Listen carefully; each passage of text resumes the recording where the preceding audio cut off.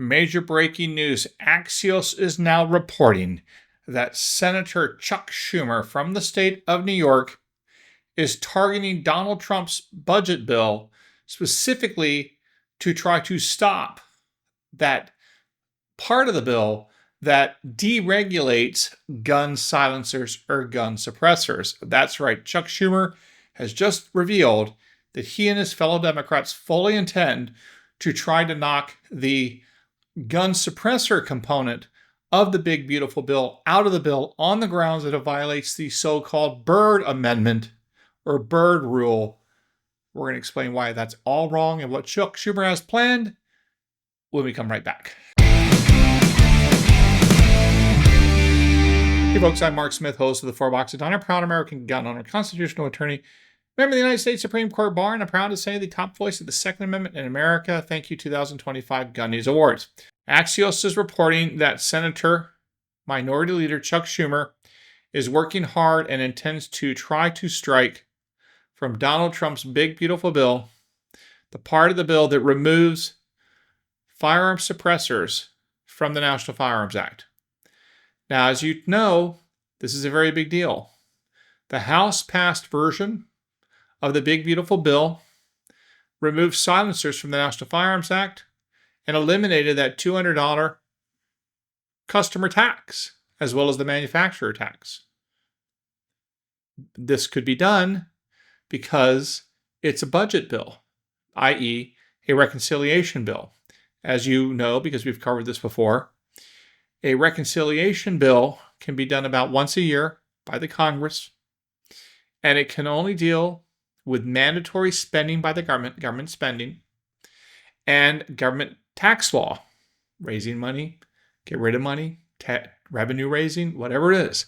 So basically, it has to only deal with taxation and spending.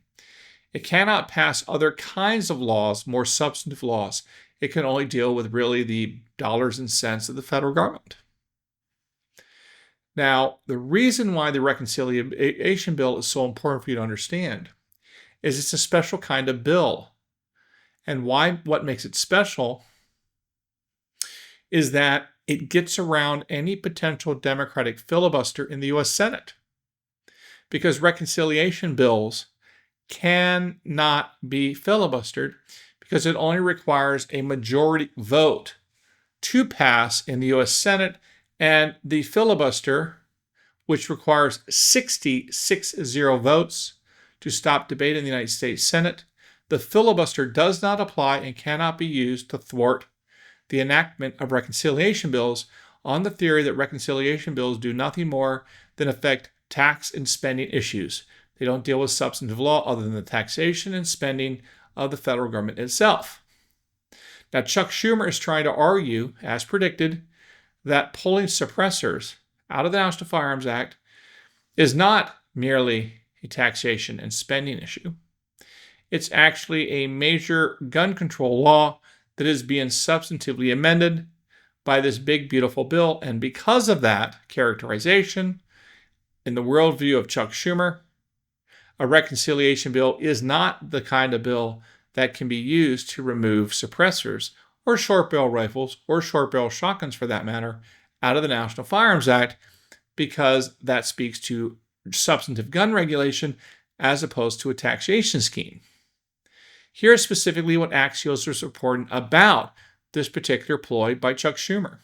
The gun silencer provision is just one part of a wide array of policies shoved into the GOP's mega budget reconciliation bill that Democrats argue violate congressional rules. The process Senate Republicans are using only allows for budget-related items in the bill in exchange for being able to pass with just 51 votes. Any policies deemed unrelated to the budget will be excised and cut out. Schumer, of course, will argue the silencer provision violates that rule and should be tossed out of the Senate's version of the package. So that, of course, is the argument. But how successful is Chuck Schumer going to be?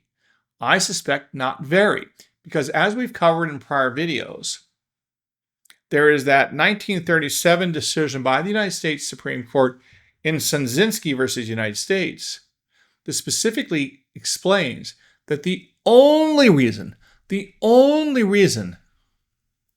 why the National Firearms Act can exist constitutionally is because it is a taxation and revenue-raising scheme enacted by Congress dealing with dealing with federal budgets. And that is exactly what the Supreme Court said in 1937 in the Kaczynski case. And it also points out that just because a tax policy might have some sort of effect on how public behavior functions or how people do one thing versus another, or what they select or what they don't select, meaning there may be some regulatory or other public policy benefits. But at the end of the day, the National Firearms Act is all about raising money, and therefore it's a taxation scheme. And because it's a taxation scheme under Congress's power under Article 1, guess what? It's budget related. And because it's budget related, it should not violate the so-called Byrd Rule that says that you cannot pass laws that are substantive, unrelated to the budget, using this process of reconciliation. Now, I don't think Chuck Schumer or the Democrats are going to ultimately succeed in keeping suppressors out of being removed from the National Firearms Act under this bill. I think we are ultimately going to prevail on that. And hopefully, with some effort, the Short Act, which also removes short barrel rifles and short barrel shotguns from the National Firearms Act, will also be enacted. And I don't see how that gets impacted or thwarted by the so-called Byrd Rule either. Now, there's one additional thing I want to mention that I think is very important. I want to quote this for you because I think this is super, super big deal. And I think it shuts down any argument by Chuck Schumer and the Democrats when it comes to this Byrd Rule, arguing from their perspective that the Byrd Rule prevents removing anything from the National Firearms Act, including suppressors.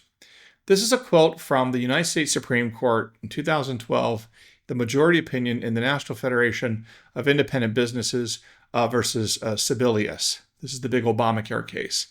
Now, I want you to listen to what Chief Justice John Roberts has to say on behalf of the U.S. Supreme Court, specifically pointing out that just because there may be good or bad effects from regulations that may stem from tax policy, that in and of itself is not a basis to argue it's unrelated to tax policy.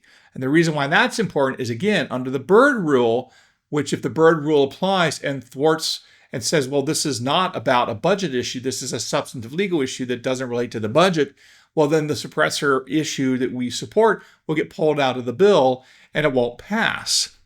But that presupposes that the National Firearms Act is unrelated to tax and spend policy and federal budget policy. And I think that's a bit of a stretch. And I think this decision here in Sebelius by the U.S. Supreme Court really makes this point, hammers this point hard, that even though Chuck Schumer might be able to say there's good or bad effects policy-wise from the $200 taxation or $200 excise tax on suppressors and the ability to register these guns and so on, that doesn't alter the fundamental fact that at the end of the day, the National Firearms Act is a tax regime that can be affected and altered by virtue of the reconciliation process, which by virtue of being a reconciliation process means you don't have to worry about a Democratic filibuster in the Senate shutting down the bill. Now, here's what the Supreme Court had to say, make this exact point in the Sebelius case in just 2012, and they also cite to the Kaczynski case from 1937, which had in 37 said the National Firearms Act is indeed a tax law. Here's what the Supreme Court said in 2012. Listen carefully. In the Obamacare decision upholding Obamacare, the Supreme Court, through Justice Roberts, wrote, quote, "None of this is to say that the payment is not intended to affect individual conduct. Although the payment will raise considerable revenue, it is plainly designed to expand health insurance coverage. But taxes that seek to influence conduct are nothing new. Some of our earliest federal taxes sought to deter the purchase of imported manufactured goods in order to foster the growth of domestic industry. Today, federal and state taxes can compose more than half the retail price of cigarettes, not just to raise more money, but to encourage people to quit smoking. And we have upheld such obviously regulatory measures, listen carefully, folks, as taxes on selling marijuana and sawed-off shotguns. See United States versus Sanchez and Szynski versus United States, upholding the National Firearms Act as a tax. The court goes on to say, quote, indeed, every tax is in some measure regulatory. To some extent, it interposes an economic impediment to the activity taxed as compared with others not taxed. See Szynski, dealing with the National Firearms Act. That, in this case here, Section 5000A, seeks to shape decisions about whether to buy health insurance does not mean that it cannot be a valid exercise of the taxing power. So that's pretty powerful evidence that in addition to the Szynski Supreme Court case from 1937, you have the Sebelius case from 2012.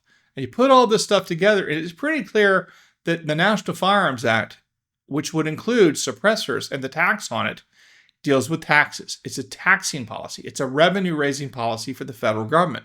And because of that, it seems to me a bit of a stretch to argue to the Senate parliamentarian that pulling suppressors out of the National Firearms Act or short barrel shotguns or short barrel rifles, that pulling these out of the National Firearms Act and reducing the revenues to be derived from those taxes that you will no longer be able to collect if you're the federal government, if you pull them out of the National Firearms Act, it seems to be a stretch for Chuck Schumer to argue these are unrelated to the federal budget, since they raise money for the federal budget, and the Supreme Court precedent proves my point.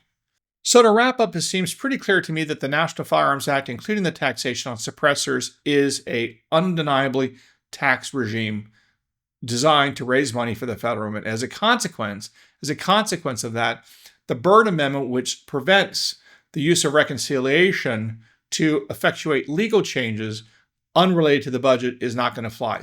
So it seems to me unlikely that the United States Senate parliamentarian is going to find that the Byrd rule is violated by removing suppressors from the National Firearms Act. It seems like it's clearly a change in federal tax policy, which falls within the core, if you will, of the reconciliation bill and reconciliation procedures, which by virtue of being the reconciliation process deprives the Democrats, in this case, the ability to filibuster the bill, which is great for us.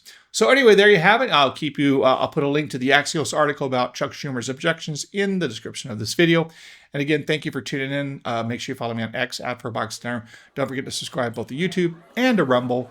And I'll look forward to talking to you again real soon here at the 4 Boxes Diner. Orders up. Table 2A.